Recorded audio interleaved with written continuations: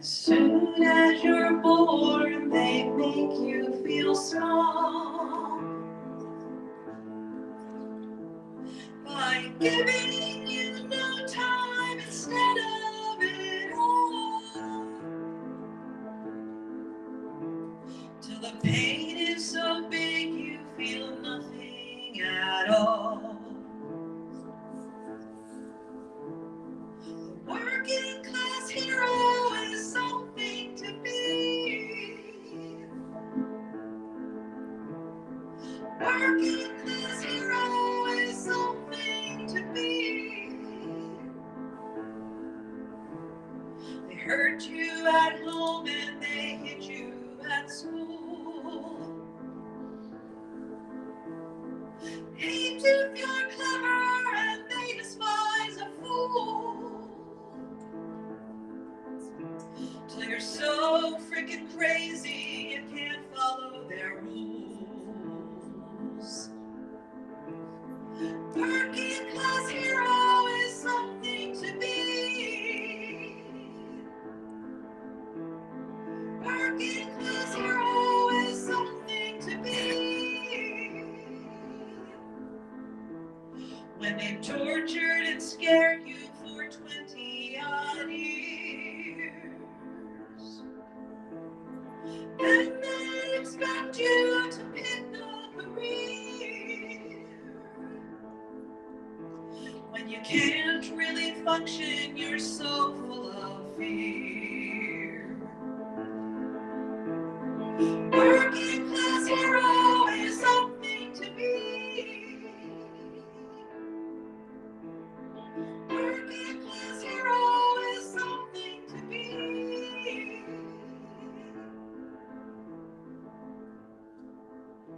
Keep you doped with religion and sex and TV. And you think you're so clever and classless and free. But you're still bloody peasants as far as I can see. Working class hero is something to be. Working class hero is something to be.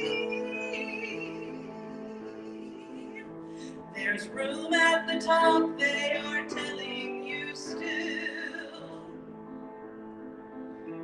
But first you must learn how to smile as you kill. If you want to be like the folks on the hill. Working class hero is something to be. Working class hero is something to be. If you want to be a hero, well, just follow me. If you want to be a hero, well, just follow me.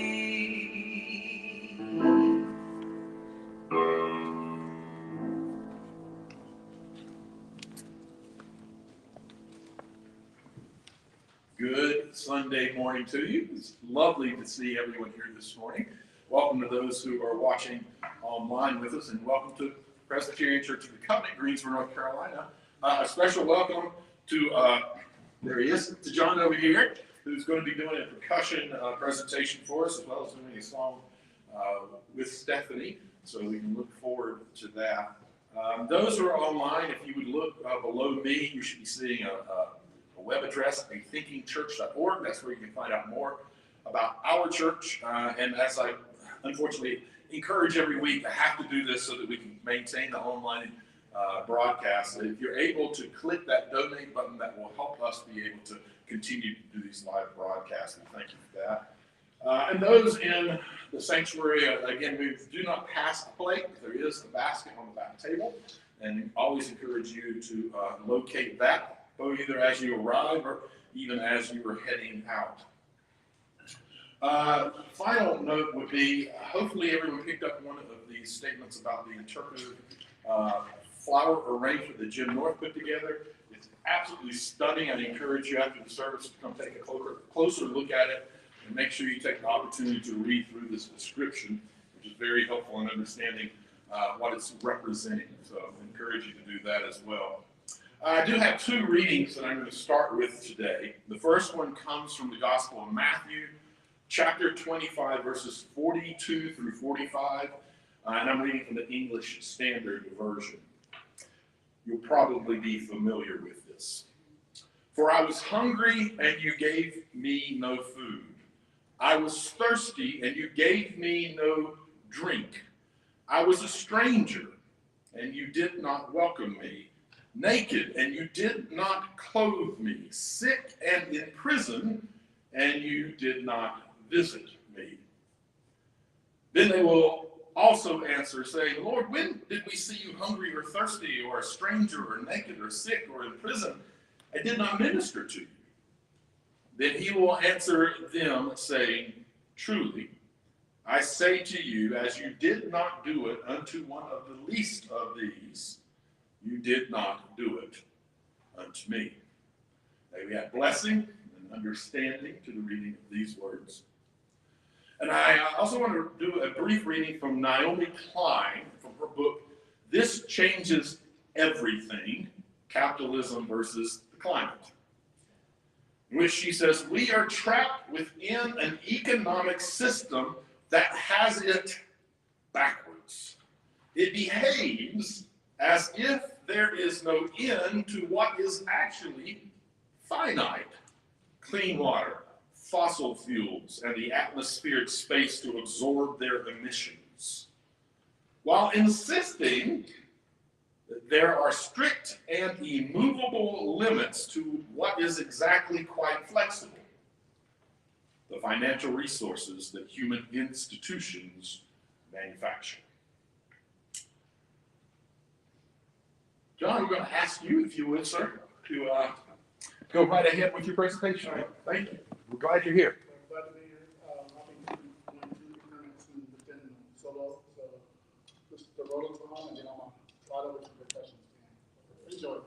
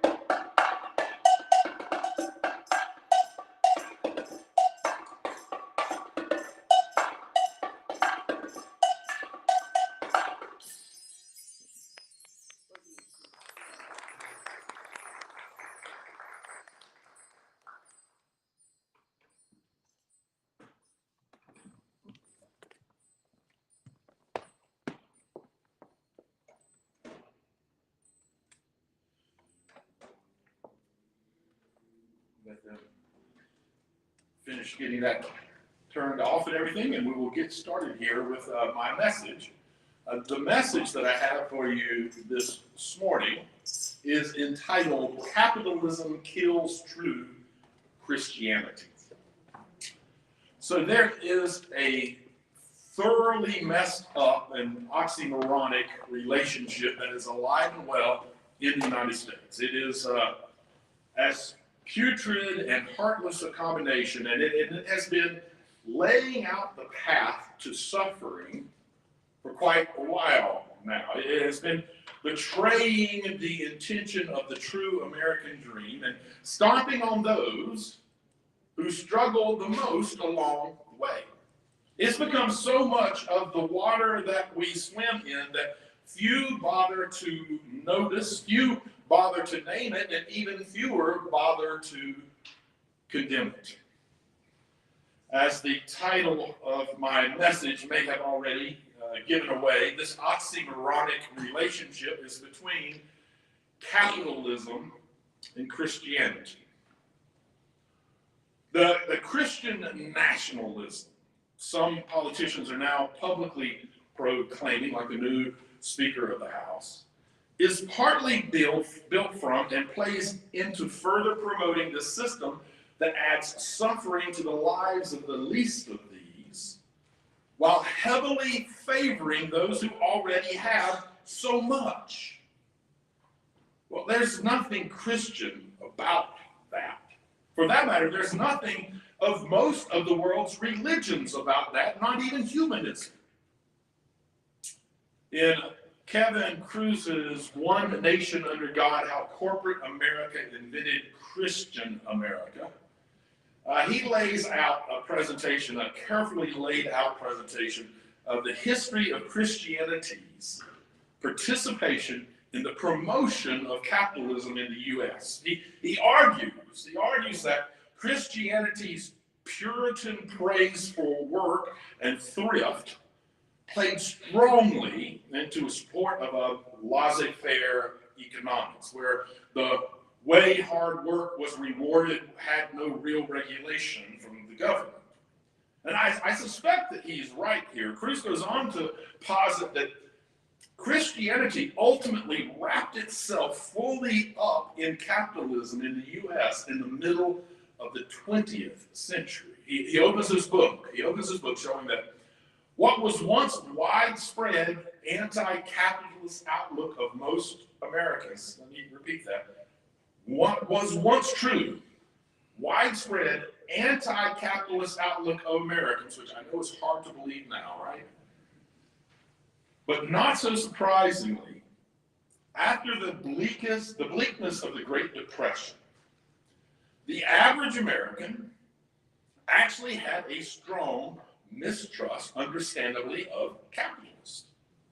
After all, the way most folks saw it, the greed, pride, and self-aggrandizement of wealthy capitalists is what got them where they were. And at that point, the U.S. was ripe with good soil for the installment of some sort of democratic socialism, where the playing field was more level and where core values like loving your neighbor and helping those in need were more readily reflected in our economy. But knowing what you know now, you shouldn't be surprised to learn that many of America's wealthy began to worry about some form of a populist movement popping up and ruining the great big gig that they had going for themselves. So, they looked to their strongest resource, which for them, and it always will be money, of course, and did what capitalists do so well. They bought an answer to their problem. In this case, the answer looked like a man by the name of Reverend James W. Pfeiffer. He was a Congregationalist minister who, in today's world, would probably be thought of as a minister of the prosperity gospel. Basically, he was the Joel Osteen of his time. He made crazy amounts of money by basically telling wealthy Christians that their wealth was proof. It was proof of their virtue. God was rewarding them.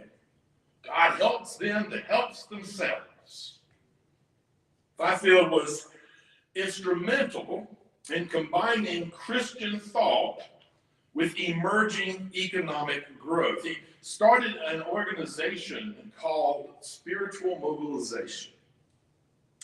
He did it in order to take that message to sort of a larger populace than just his own wealthy congregation. The organization's goal was to destroy the growing Christian support for any kind of welfare state and to instead promote a new perspective of Christian libertarianism. As opinion writer Elizabeth Bruning at the New York Times put it, quote, spiritual mobilization, his organization, sought to influence ministers across the country, and with its bottomless monetary resources, it was doomed to success. Christianity was rented out, she says, quite consciously, to buttress a shambling narrative about the continued dominance of the moneyed class, in a performance, she says, that even Karl Marx would have found blunt. She went on to say, ministerial proponents of this newly constructed ideology were manifold, powerful, and well-funded, and ultimately opened the way for other pastors with political aspirations like Jerry Falwell, his moral majority cohort, to wax. It opened the doors for them to wax passionate about the gospel while raking in cash from committed capitalists delighted by the arranged marriage of God and mammon. But here's the thing. There is nothing Christian, nothing spiritually satisfying, nothing morally upright about that sort of relationship. It is uncaring, it is unbiblical, and it is inhumane, and it is killing creation. In his dictum entitled Evangelii Gaudium, or the Joy of the Gospel, Pope Francis put it this way: we can no longer trust in the unseen forces and the invisible hand of the market. And he goes on to call for redistribution of wealth and reform of economic structures that would ensure greater equality of income and opportunity. The rich, he says, should share their wealth, and he made calls for a new commandment. Today, we also have to say, thou shalt not, to an economy of exclusion and inequality. Confucius put it this way: the superior man understands what is right, the inferior man understands what will sell. Sri Lankan economist and practicing Buddhist Neville Karunaati Lekki once wrote that, quote, a Buddhist economic system has its foundations in the development of a cooperative and harmonious effort in group living. Selfishness and acquisitive pursuits have to be eliminated by developing humanity itself.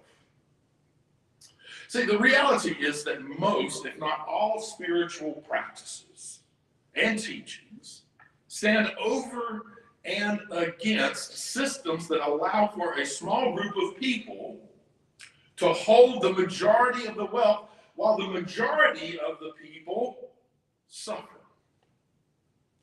We've certainly seen that reality, the reality of that, as our government rushed to save our economy, not so much its people at the start of COVID-19. Sadly, though, as Israeli historian Yuval Noah Harar says, the history of ethics is a sad tale of wonderful ideals that nobody can live up to. Most Christians did not imitate Christ. Most Buddhists failed to follow Buddha, and most Confucians would have caused Confucius a temper tantrum. In contrast, he says, most people today successfully live up to the capitalist consumerist ideal. The new ethic promises paradise on the condition that the rich remain greedy and spend their time making more money, and that the masses give free rein to their cravings and passions and buy more and more. He says this is the first religion in history whose followers actually do what they are asked to do. How, though, do we know, he says, that we'll really get paradise in return? We've seen it on television. Here's the thing, folks. Free market, unregulated capitalism is a spiritual crisis. A spiritual crisis that Christian nationalism buys into hook, line, and sinker. And honestly, it should be of no surprise that we now print on our money "In God We Trust." Because it would seem that money is the only God in which the nation truly trusts.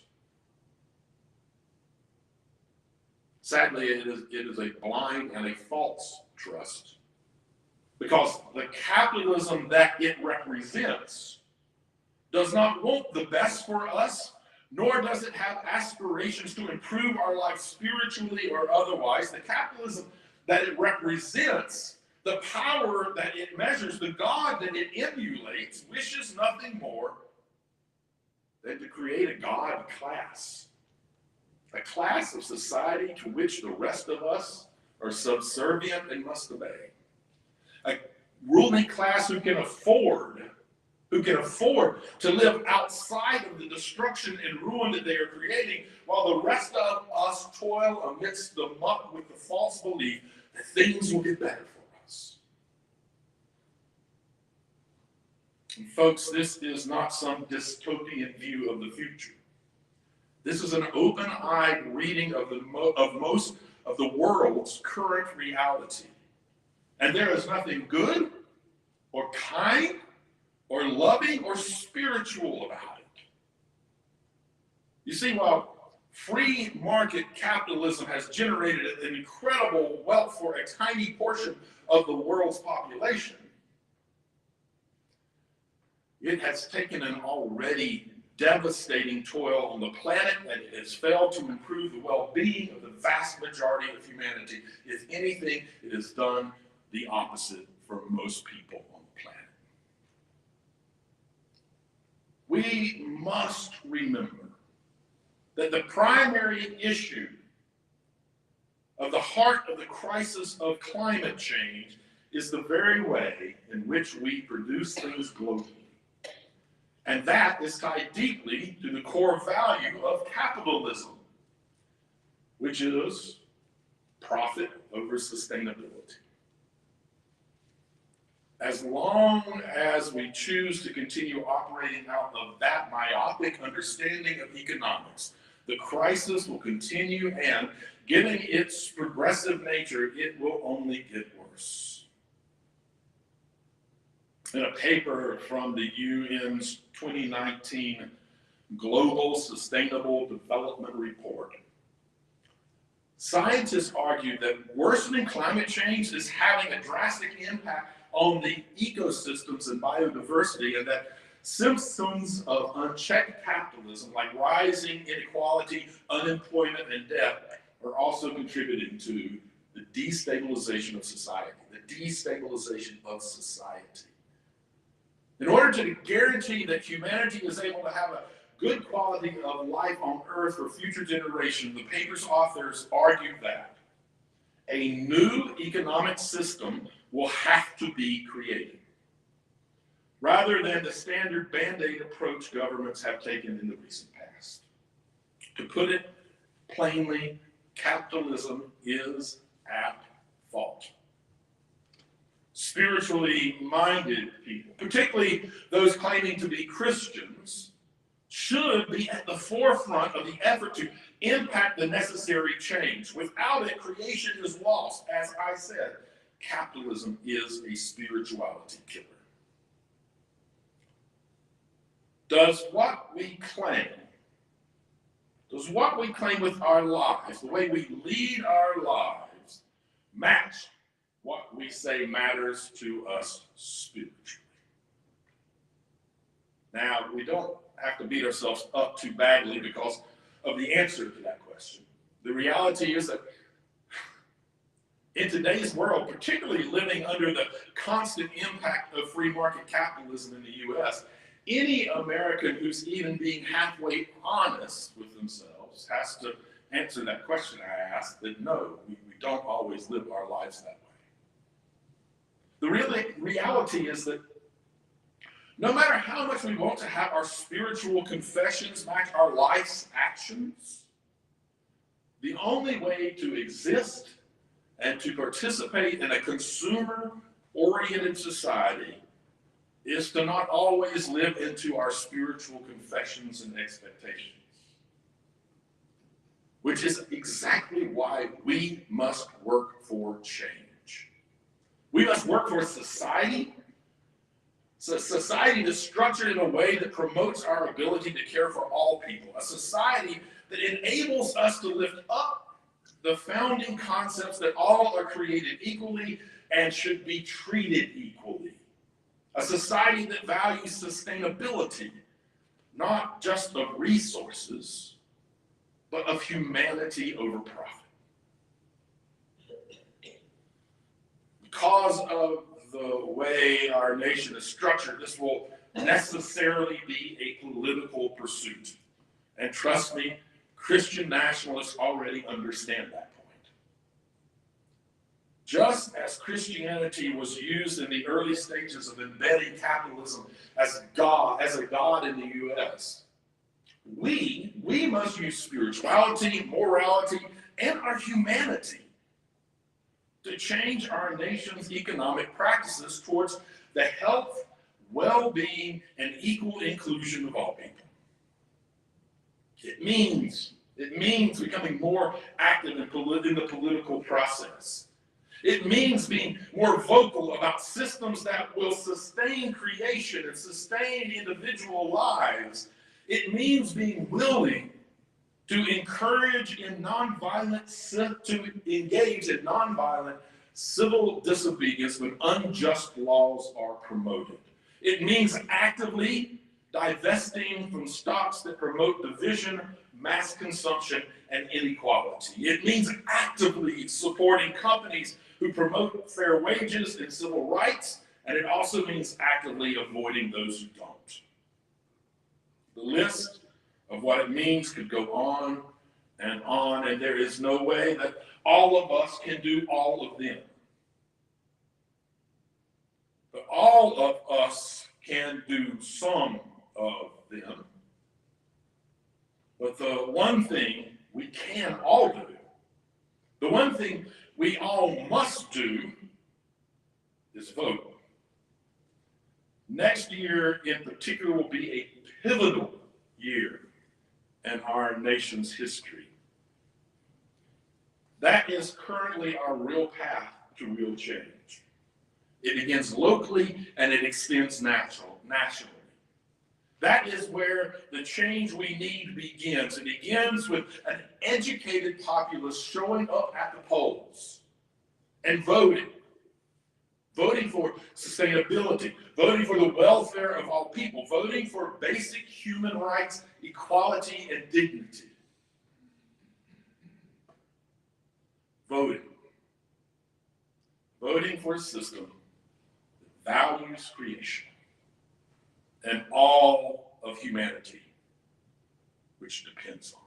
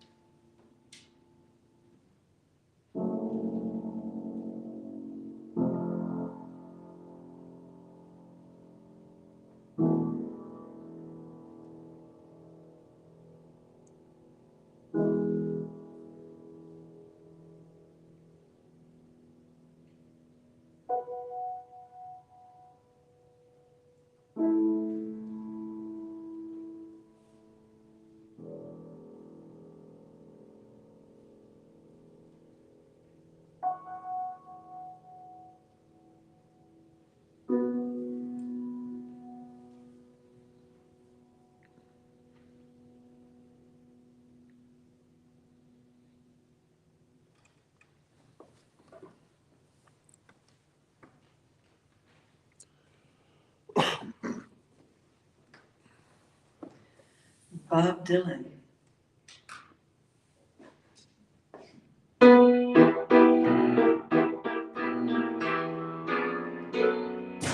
Ain't gonna work on Mavis farm no more. No, I ain't gonna work on Maggie's farm no more. Well, I wake in the morning, fold my hands and pray for rain. I got a head full of ideas that are driving me insane. It's a shame the way she makes me scrub the floor.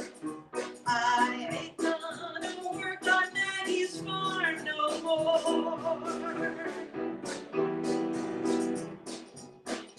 I ain't gonna work for Maggie's brother no more. No, I ain't gonna work for Maggie's brother no more. Well, he hands you a nickel, he hands you a dime. He asks you with a grin, are you having a good time? Then he finds you every time you slam the door. I ain't gonna work for Maggie's brother no more.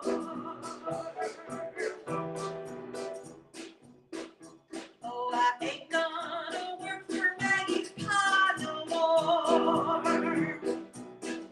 No, I ain't gonna work on Maggie's pa no more.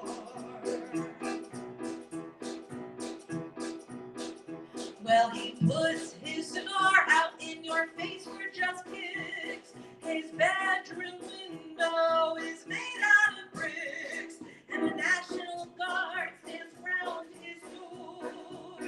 I ain't gonna work for Maggie's pa no more.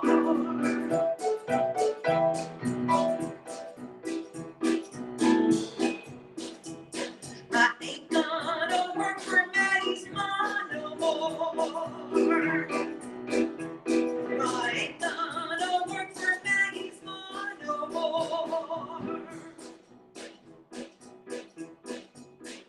Well, she talks to all the servants about man and God and law.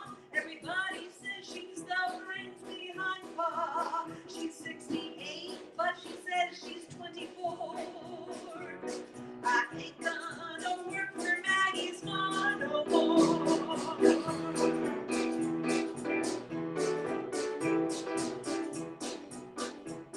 I ain't gonna work on Maggie's farm no more. No, I ain't gonna work on Maggie's farm no more. Well, I try my best to be just like I am, but everybody wants you to be just like them. They sing while you slave and I just got bored. I ain't gonna work on Maggie's farm no more.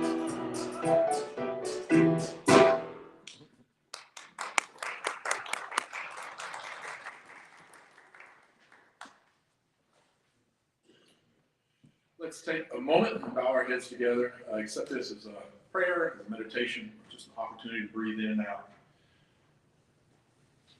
Love is always present and all-embracing. Justice, faithfulness, love of peace and reconciliation reaches out to all. We know that love does not forget those who are marginalized, oppressed, and afflicted. We acknowledge that we sometimes do. May we learn to more fully express love by bringing hope and reconciliation. May we be motivated by an unconditional love to stand with those at the margins of society so that they may know justice. Let us realize that although we may have all come here on different ships, we're in the same boat now. May we see that we are intricately and beautifully connected. May we extend our hospitality to those in need, when in our humanness we neglect the ministries of love, peace, and justice. May we be propelled to be instruments of love's reconciliation and equality. Let us help each other to work to alleviate the circumstances that cause the oppressive conditions in our world. May we understand that in our connectedness we are called to be each other's keeper, and may we live into that call with all that we have and are. Amen. May you walk in harmony with each other and with creation, recognizing that we are one. And may you know love and happiness throughout your life. May you share that love and happiness with all of those you meet. John?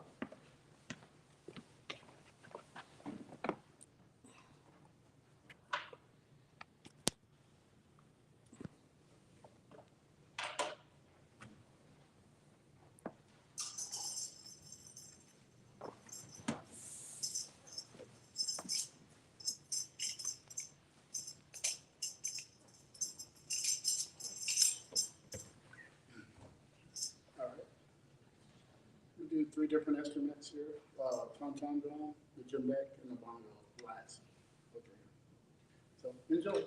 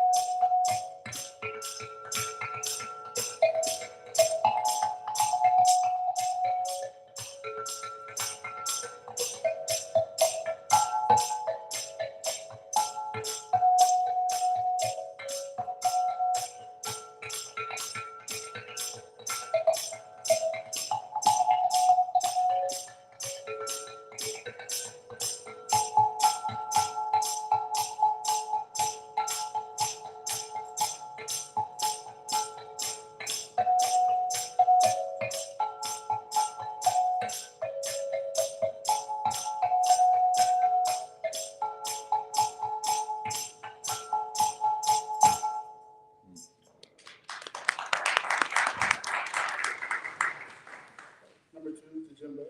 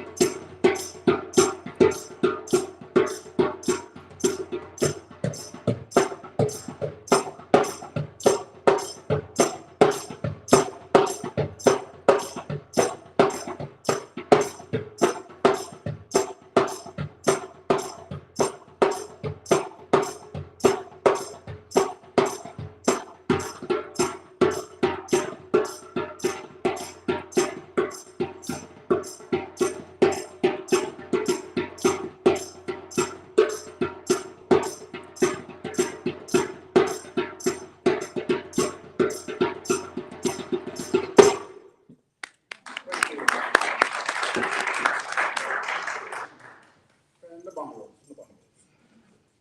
My favorite.